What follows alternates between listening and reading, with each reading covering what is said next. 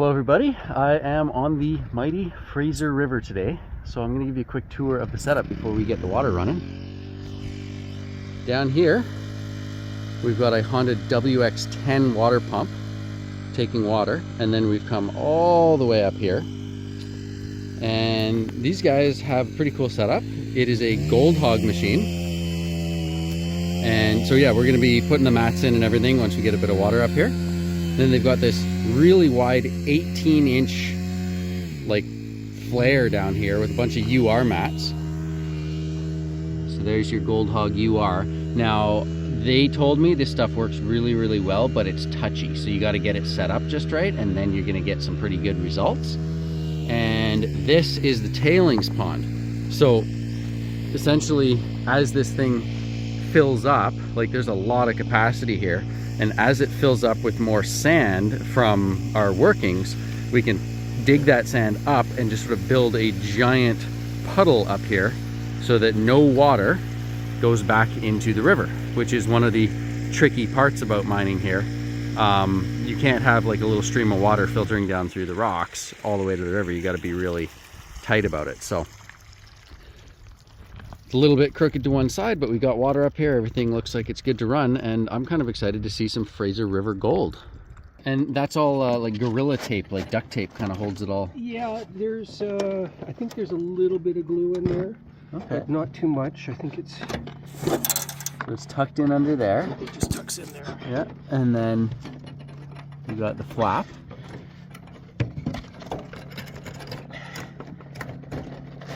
Okay. And then coming up here, so they get this guy sort of slips in under there just to help diffuse the water out. And then of course grizzly bars welded top and bottom, so it's actually fairly coarse material that can get through here compared to what I'm doing in Alberta with a screen. And then yeah, double blaster here, kind of a cool way to set that up, and then so you can let stuff wash, clay claw. Alright, I'll check back when this baby is running. It has these same sort of legs here with the 1/4-inch screw going in, and he's done a eye hook like this, which is a lot easier to work with. And what I just noticed, which is pretty cool, the DIY guys might appreciate, this guy right here, so you've got the same leg coming up and it's just goes through a tube, and then you got one of these clamps here, and that clamp is, you just loosen the clamp, tighten the clamp, and that sets your leg height. It's interesting because there's no sand at the bottom. It's sort of sinking in as it fills. This is a tough thing. You do find fine gold and black sand in all this water. Even if it's not a lot, it's more than I'd like to see. Here's the dig site. We're using this little bit of a bear trap sticking up there to kind of loosen up the rocks, and then you can shovel. And we're able to keep the size of rocks like that out of these buckets, so it's less to carry. I usually just throw those in the Highbanker, but I'll show you the hopper if this Highbanker is really having trouble dealing with anything that you would normally just be able to shovel in. Got these buckets. This is bucket 11 and 12, so I would say that 10 buckets is about a 1/4 yard. And we have a look over here, right there, that's our first 1/4 yard getting run through. So we're gonna carry these guys over. Oh, I'll stop filming because I do one in each hand.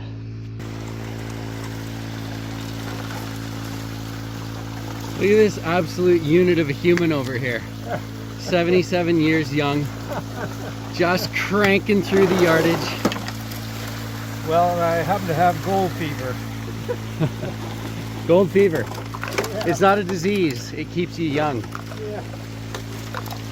So this valve sticking down like that, you've only got, I mean, 3 fingers. So any bigger rocks are having a hard time getting off of this. Yeah, I don't know why it's upside down like that. Yeah, but we can flip that around later. Well, yeah, this has to stay like this. Yeah, so somehow. And then the grizzly, like it's welded at the bottom and the top, so it kind of gets packed up with rocks, so you got to come in from underneath with a shovel and bump them out. Yeah, I kind of just take a garden tool and kind of. Okay. But not really effective. And then are you finding gold in the bottom of that bucket at the end of a run? Yeah, then we clean that out. Okay. We dump the Yeah. rocks out from the stream basket, and then take the white bucket and stuck the pines in it, and pour it in here and run it. Okay. And there is a fair bit of gold, like it's worth keeping all that. Oh yeah. Okay. Oh yeah, because we're losing that. Okay. All right, so here's it's UR matting that we're just gonna see running here in the box. The Fraser River is getting a little bit muddy with the warmer weather. So you can see the ripple action.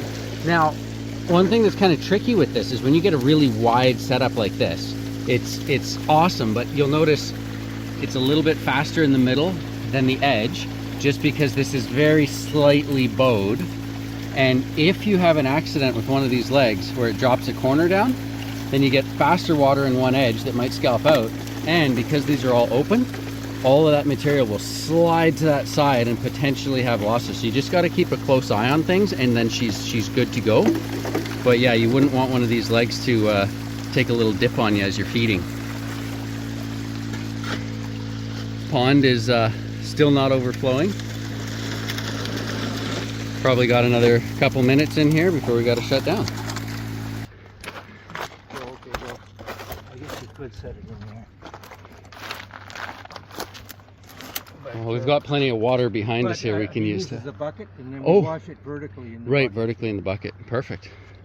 Let's have a look at. I think what we could do is collect that, I guess. There's your gold down collect here. the black sand too, I guess. Yeah. Plenty gold here. That's actually starting to add up pretty nicely.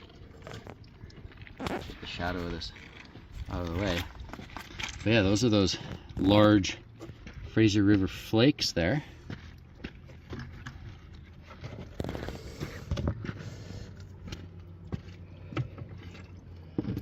Yeah, no, this is gonna look pretty in a pan at the end of the day. Heck of an operation we got going on here. Very cool. So once that goes through, it'll be half a yard, I think. Just over half a yard total. Feels like 2 yards. Feels like 2 yards. Yeah, but no, this, it seems to be running good, but there's gold, like lots of gold, right down at the bottom here. So for this fine, flaky stuff, you definitely need more than a 3-foot sluice. And I mean, not even half a yard's gone through and it's already like, so that's where this comes in. And then the strategy they've been using is when this sort of gets full of black sands, once this gets full of black sands, they clean this out and they're leaving that. So that'll be for the whole yard once we run it through, and then they're just cleaning this out sort of every 20 minutes or so. And a lot of gold's coming out, which is good. Pretty good flake right here.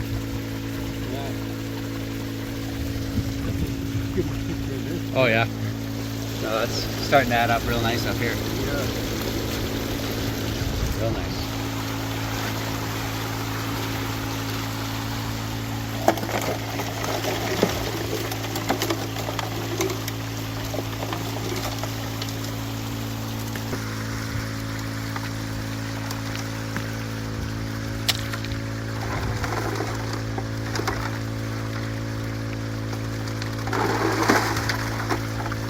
Alright, just about time for shutdown. Alright, I'll just get a quick shot of this. So you're feeding in up here, and then the water's coming down, and basically it's hitting this grizzly. Yeah, but you see how much dirty water is? You couldn't do that. Yeah, it's just cranking. But it can't handle the sand. Like if it was ordinary gravel, it would function a lot better. But, yeah. Okay, so it does not handle it. we got some stuff to work on here.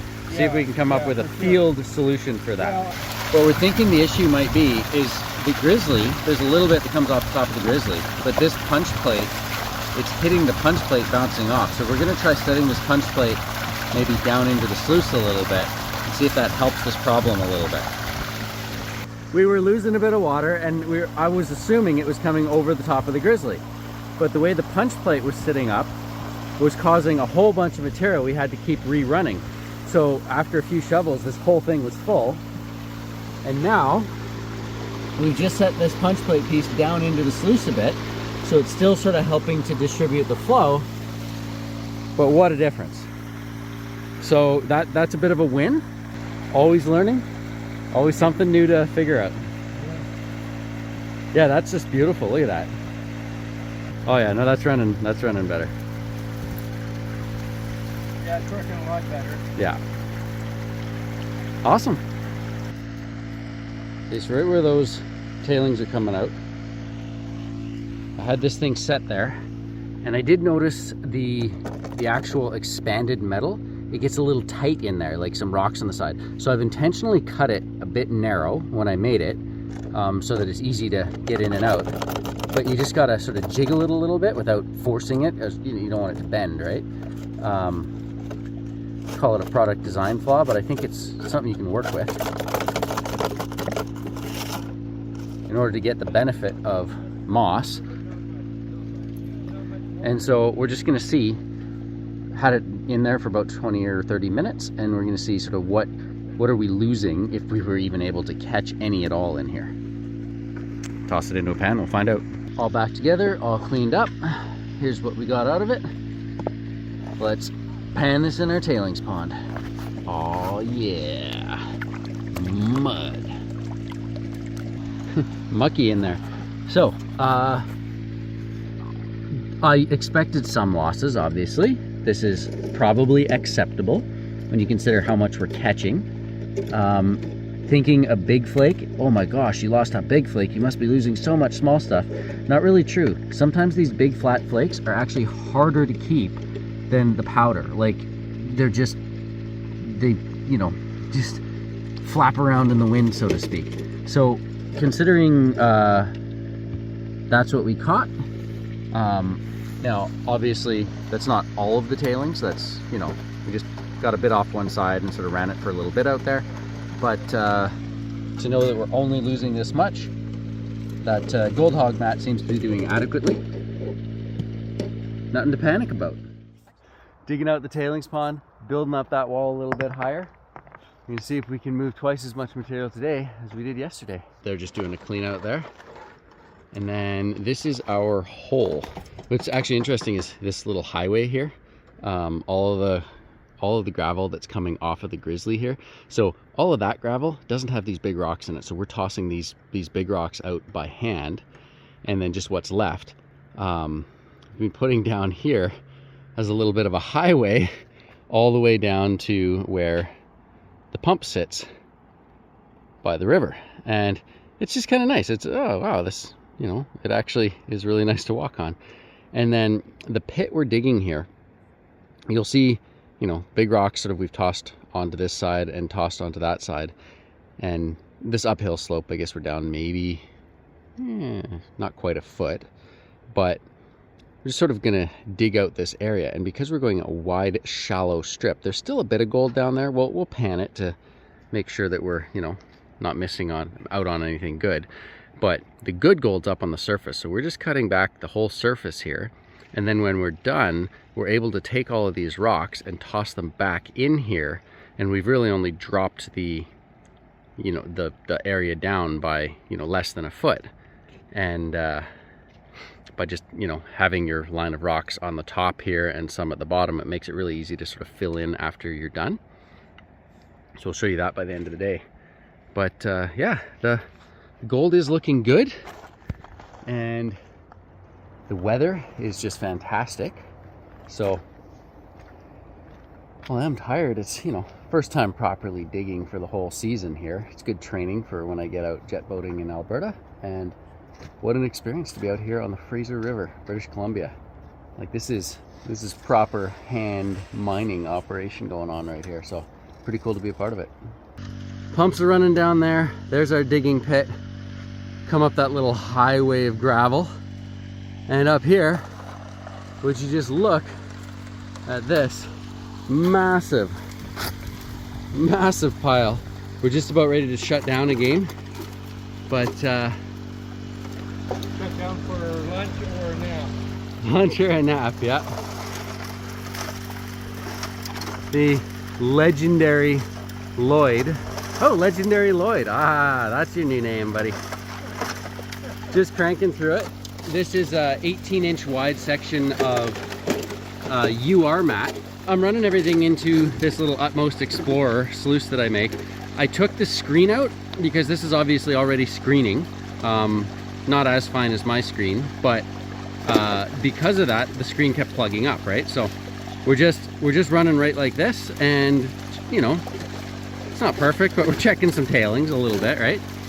And yeah, overall, I'd say there's a lot of material here. This is way slower digging than what I'm used to in some places of Alberta, where we'd just be digging loose sand or, you know, loose gravel. This is all real compact, hard. You gotta pry it all apart. But yeah, she's running good. She's running dirty. Just cleaning all of that gold out of there. And pretty excited to see what we get in the box after shutdown here. We've got a pretty big pile of pay here to go through. Tailings pond is massive at this point, so we can run for quite a while before we gotta stop. And I've got that little Utmost Explorer down there as a tailings checker. Just hammering through ground right now. Sun's out, shirt's off, life's good. On our little list here, you started at A. So you got 2, 4, 6, 8, 10. We have 160 shovels total. So there we are. That's a cubic yard. Yeah, those big shovels. Well, pretty close. Yeah. Pretty close to a cubic yard already. Quarter to. Well, we could do another half a yard or so. Oh yeah. Hammer on through. There's a piece there. Another one there. And lots of black sand. So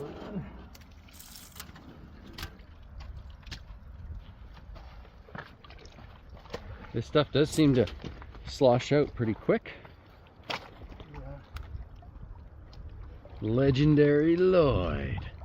Cleaning the UR matting. Like a boss. Yeah, I wish it was a boss.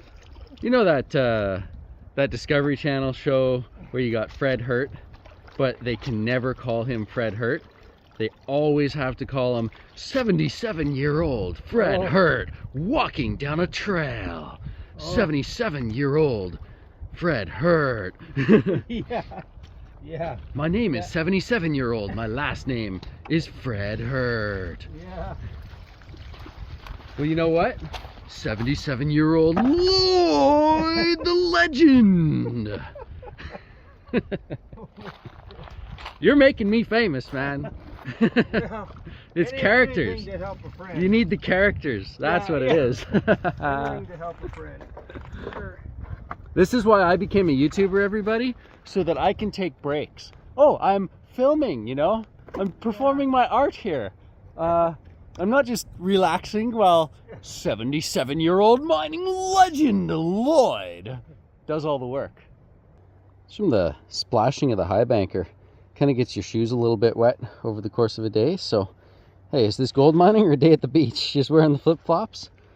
Why not have best of both worlds? So I brushed this out as best as I possibly could. There's actually a piece of gold stuck in a crack. Get that in the sun for you there. There's your little piece of gold. But, hey, what's better for increasing the gold recovery of your gold pan than to make a nice salad with some greasy dressing in the pan? Arguably, I've had better ideas, but if I don't eat this salad right away, she's going bad. And yeah, I didn't really bring the best, you know, cutlery and pots and pans, so just having a little pan salad here today. Got some soap so I can wash out any of the grease and we'll be good. But yeah, good day. Moving a lot of ground.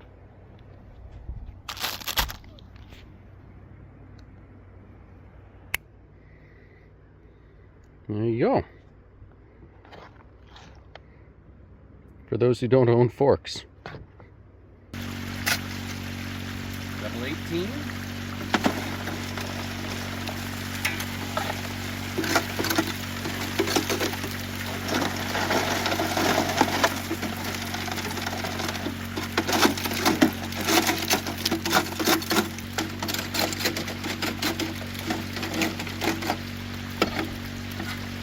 Last one, 20.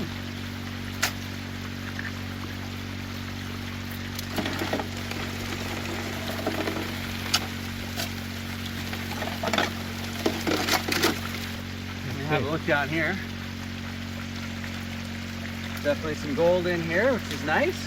Yeah. A little black sand piling up here, so just before let's gently feed that into the flow.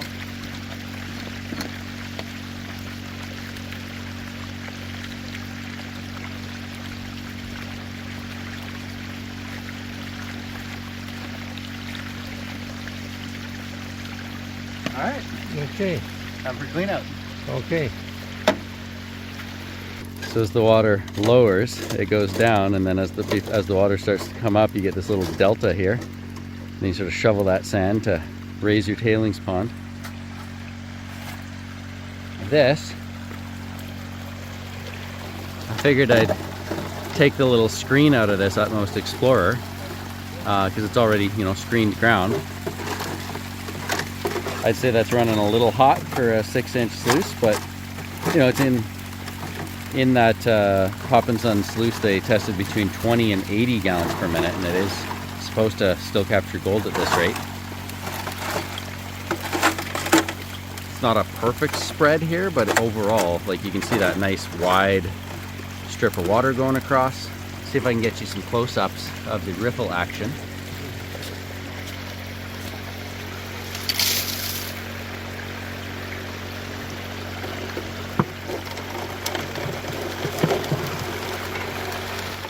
I was going to do a bit of a day-by-day account of this, but just the way it's going to work out is we'll sort of try to cram the whole 3-day trip together. And then as far as showing you gold at the end, I'll try to see if we can take the high grades and put them all into a pan and just sort of rough pan that. But the lower mat, the big wide one, they've been emptying that out about every half an hour and trying to collect a bunch of black sands to see if there's some platinum group metals in those black sands and get that assayed. So there's probably like 80 pounds of concentrates in a big 5-gallon pail. There's no way we're going to clean that out here for the end of the video, and I'm not taking it home to my house either. So I'll see if I can get some pictures and some weights of everything we wind up with at the end, and yeah, that'll probably be how I can end the video. I can't actually do a weigh out in my garage as I normally would, just based on sort of the dynamic of this agreement, which is they're going to take everything home and clean it up, because, you know, we can't do a split out in the field, right? Yeah, I feel tired, which is good, which means I'm going to sleep really well. Be ready for another final day tomorrow. The next morning,